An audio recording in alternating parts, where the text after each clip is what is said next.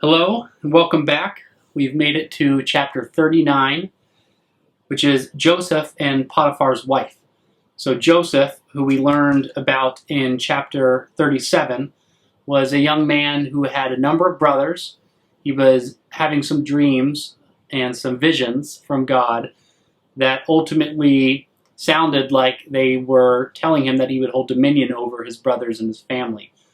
His brothers did not care for that much. He had his father's favor, and his brothers conspired at first to kill him and then settled on selling him to an Egyptian. So we are now learning of Joseph's fate a chapter later, and we'll find out what will become of him. And Joseph was brought down to Egypt, and Potiphar, an officer of the Pharaoh, captain of the guard, an Egyptian, bought him of the hands of the Ishmaelites, which had brought him down thither. And the Lord was with Joseph, and he was a prosperous man, and he was in the house of his master the Egyptian. And his master saw that the Lord was with him, and that the Lord made all that he had and all that he did to prosper in his hand.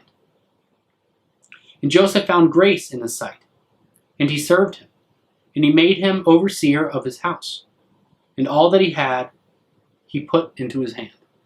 So far, a good start for Joseph. And it came to pass from the time that he had made him overseer in his house, and over all that he had, that the Lord blessed the Egyptian's house for Joseph's sake. And the blessing of the Lord was upon all that he had in the house and in the field. All right, Joseph. And he left all that he had in Joseph's hand, and he knew not aught he had. And he knew not aught he had. He didn't know what he had? Save the bread which he did eat. And Joseph was a goodly person and well favored. So I guess he didn't have much. And it came to pass after these things, that his master's wife cast her eyes upon Joseph. And she said, Lie with me. Not a good idea. But he refused. Good idea. And said unto his master's wife, Behold, my master wotteth not what is with me in the house, and he hath committed all that he hath to my hand. There is none greater in the house than I, neither hath he kept back anything from me but thee, because thou art his wife. How then can I do this great wickedness and sin against God? And it came to pass, as she spake to Joseph day by day, that he hearkened not unto her, to lie by her, or to be with her. And it came to pass about this time, that Joseph went into the house to do his business, that there was none of the men of the house there within. And she caught him by his garment, saying, Lie with me. And he left his garment in her hand, and fled, and got him out. And it came to pass, when she saw that he had left his garment in her hand, and was fled forth, that she called unto the men of her house, and spake unto them, saying, See, he hath brought in a Hebrew unto us to mock us. He came in unto me to lie with me, and I cried with a loud voice. Oh, why? And it came to pass, when he heard that I lifted up my voice and cried, that he left his garment with me, and fled, and got him out. And she laid up his garment by her, until his Lord came home. And she spake unto him according to these words, saying, The Hebrew servant, which thou hast brought unto us, came in unto me to mock me. And it came to pass, as I lifted up my voice and cried, that he left his garment with me and fled out. And it came to pass, when his master heard of the words of his wife, which she spake unto him, saying, After this manner did thy servant to me, and his wrath was kindled. And Joseph's master took him, and put him into the prison, a place where the king's prisoners were bound, and he was there in the prison. But the Lord was with Joseph, and shewed him mercy, and gave him favor in the sight of the keeper of the prison. And the keeper of the prison committed to Joseph's hand, all the prisoners that were in the prison, and whatsoever they did there, he was the doer of it. The keeper of the prison looked not to anything that was under his hand, because the Lord was with him. And that which he did, the Lord made it to prosper. So that's chapter 39. Started well, and he gained favor of the wrong lady who tricked him, and now he's in jail. So we go into chapter 40, which is Joseph interprets dreams. And it came to pass after these things that the butler of the kings of Egypt and his baker had offended their lord, the king of Egypt. And the Pharaoh was wroth against the two of his officers, against the chief of the butlers, and against the chief of the bakers. And he put them in the ward in the house of the captain of the guard into the prison, the place where Joseph was bound. And the captain of the guard charged Joseph with them, and he served them, and they continued a season in the ward. And they dreamed a dream, both of them, each man his dream in one night, each man according to the interpretation of his dream, the butler and the baker of the king of Egypt, which were bound in the prison. And Joseph came in unto them in the morning, and looked upon them, and behold, they were sad. And he asked the Pharaoh's officers that were with him in the ward of his lord's house, saying, Wherefore look ye so sadly today? And he said unto them, We have dreamed a dream, and there is no interpreter of it. And Joseph said unto them, Do not interpretations belong to God? Tell me them, I pray you. And the chief butler told his dream to Joseph, and said to him, In my dream, behold, a vine was before me. And in the vine were 3 branches, and it was as though it budded, and her blossoms shot forth, and the clusters thereof brought forth ripe grapes. And the Pharaoh's cup was in my hand. And I took the grapes, and I pressed them into the Pharaoh's cup, and I gave the cup into Pharaoh's hand. And Joseph said unto him, This is the interpretation of it. The 3 branches are 3 days. Yet within 3 days shall Pharaoh lift up thine head, and restore thee unto thy place. And thou shalt deliver Pharaoh's cup into his hand, after the former manner when thou wast his butler. But think on me when it shall be well with thee, and shew kindness, I pray thee, unto me, and make mention of me unto the Pharaoh, and bring me out of this house.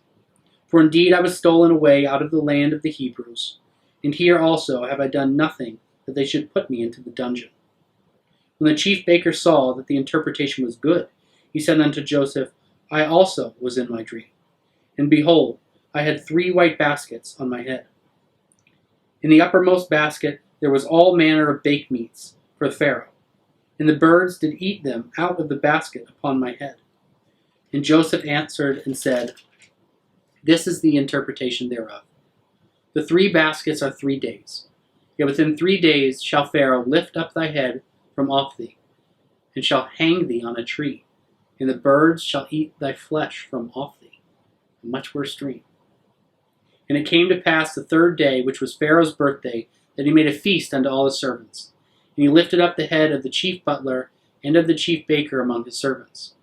And he restored the chief butler unto his butlership, and he gave the cup into the Pharaoh's hand. But he hanged the chief baker, as Joseph had interpreted to them. Yet did not the chief butler remember Joseph, but forgot him. Chapter 41 is Pharaoh's dream. And it came to pass at the end of the 2 full years that Pharaoh dreamed, and behold, he stood by the river. And behold, there came up out of the river 7 well-favored kine and fat-fleshed, that they fed in a meadow. And behold, 7 other kine, K-I-N-E, I don't know what they are, came up after them out of the river, ill-favored and lean-fleshed, and stood by the other kine upon the brink of the river. And the ill-favored and the lean-fleshed kine did eat up the 7 well-favored and fat kine. So the Pharaoh awoke. And he slept and dreamed the 2nd time, and behold, 7 ears of corn came up upon one stalk, rank and good. And behold, 7 thin ears, and blasted with the east wind, sprung up after them. And the 7 thin ears devoured the 7 rank and full ears. And the Pharaoh awoke, and behold, it was a dream. And it came to pass in the morning that his spirit was troubled. And he sent and called for all the magicians of Egypt, and all the wise men thereof. And the Pharaoh told them his dream, but there was none that could interpret them unto Pharaoh. Then spake the chief butler unto the Pharaoh, saying, I do remember my faults this day. Pharaoh was wroth with his servants, and put me in the ward in the captain of the guard's house, both me and the chief baker. And we dreamed a dream in one night, I and he, We dreamed each man according to the interpretation of his dream. And there was there with us a young man, a Hebrew, servant to the captain of the guard. And we told him, and he interpreted us to our dreams. To each man according to his dreams he did interpret. And it came to pass as he interpreted to us, so it was. Me he restored unto mine office, and him he hanged. Then Pharaoh sent and called Joseph. And they brought him hastily out of the dungeon, and he shaved himself, and changed his raiment, and came unto the Pharaoh. And the Pharaoh said unto Joseph, I have dreamed a dream, and there is none that can interpret it. And I have heard say of thee, that thou canst understand a dream to interpret it. And Joseph answered Pharaoh, saying, It is not in me. God shall give Pharaoh an answer of peace. And Pharaoh said unto Joseph, In my dream, behold, I stood upon a bank of the river, and behold, there came up out of the river 7 kine, fat-fleshed and well-favored, and they fed in a meadow. And behold, seven other kine came up after them, poor and very ill-favored, and lean-fleshed, such as I never saw in all the land of Egypt for badness. And the lean and ill-favored kine did eat up the first 7 fat kine. And when they had eaten them up, it could not be known that they had eaten them, but they were still ill-favored, as at the beginning. So I woke. And I say in my dream, and behold, 7 ears came up in one stalk, full and good. And behold, 7 ears, withered and thin, and blasted with the east wind, sprung up after them. And the thin ears devoured the 7 good ears, and I told this unto the magicians, but there was none that could declare it to me. And Joseph said unto the Pharaoh, The dream of Pharaoh is one. God hath shewed Pharaoh what he is about to do. The 7 good kine are 7 years, and the 7 good ears are 7 years. The dream is one. The 7 thin, ill-favored kine that came up after them are 7 years, and the 7 empty years, blasted with the east of the winds, shall be 7 years of famine. This is the thing which I had spoken unto Pharaoh. What God is about to do, he sheweth unto Pharaoh. Behold, there come 7 years of great plenty throughout all the land of Egypt, and there shall arise after them 7 years of famine, and all of the plenty shall be forgotten in the land of Egypt, and the famine shall consume the land. And the plenty shall not be known in the land by reason of that famine following, for it shall be very grievous. And for that the dream was doubled unto the Pharaoh twice, is because the thing is established by God, and God will shortly bring it to pass. Now therefore let Pharaoh look out unto the man discreet and wise, and set him over the land of Egypt. Let Pharaoh do this, and let him appoint officers over the land, and take up the 5th part of the land of Egypt in the 7 plenteous years. And let them gather all the food of these good years that come, and lay up corn under the hand of the Pharaoh, and let them keep food in the cities. And that food shall be for store to the land against the 7 years of famine, which shall be in the land of Egypt, that the land perish not through the famine. The chapter continues, Pharaoh makes Joseph a ruler. And the thing was good in the eyes of the Pharaoh, and in the eyes of all of his servants. And the Pharaoh said unto his servants, Can we find such a one as this is, a man in whom the Spirit of God is? And the Pharaoh said unto Joseph, Forasmuch as God hath shewed thee all this, there is none so discreet and wise as thou art. Thou shalt be over my house, and according unto the word shall all my people be ruled. Only in the throne will I be greater than thou. And the Pharaoh said unto Joseph, See, I have set thee over all the land of Egypt. And the Pharaoh took off his ring from his hand, and put it upon Joseph's hand, and arrayed him in vestures and fine linen, and put a gold chain about his neck. And he made him to ride in the 2nd chariot which he had. And they cried before him, Bow the knee, and made him ruler over all the land of Egypt. It was a good interpretation. And the Pharaoh said unto Joseph, I am Pharaoh. Without thee shall no man lift up his hand or foot in all the land of Egypt. And the Pharaoh called Joseph's name Zapnapanah, and he gave him to wife Asenath, the daughter of Potiphar, priest of On. And Joseph went out over all the land of Egypt. And Joseph was 30 years old when he stood before the Pharaoh of the king. And Joseph went out from the presence of the Pharaoh, and went throughout all the land of Egypt. And in the 7 plenteous years the earth brought forth by handfuls. And he gathered up all the food of the 7 years, which were in the land of Egypt, and laid the food in the cities, the food of the field, which is round about every city, laid he up in the same. And Joseph gathered corn as the sand of the sea, very much, until he left numbering it, for it was without number. And unto Joseph were born 2 sons, before the year of the famine came, which Asenath, the daughter of Potiphar, priest of On, bare unto him. And Joseph called the name of the firstborn Manasseh, for God, he said, hath made me forgot all my toil, and all my father's house. And the name of the second called he Ephraim, for God hath caused me to be fruitful in the land of my affliction. And the 7 years of plenteousness that was in the land of Egypt were ended, and the 7 years of dearth began to come, according as Joseph had said. And the dearth was in all the lands, but in all the land of Egypt there was bread. And when all the land of Egypt was famished, and the people cried to Pharaoh for bread, and Pharaoh said unto the Egyptians, Go unto Joseph, what he saith to you, do. And the famine was all over the face of the earth.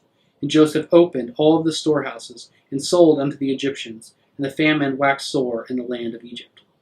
And all the countries came into Egypt to Joseph, for to buy corn, because the famine was so sore in all the lands. So that's the end of chapter 41. Joseph, in his interpreting of the dreams, after spending his time in prison, has found his way into Pharaoh, into Egypt's favor, predicting this famine and the good times, and setting aside for 7 years faith in your vision in this dream. So a real nice story that we'll end with on chapter 41.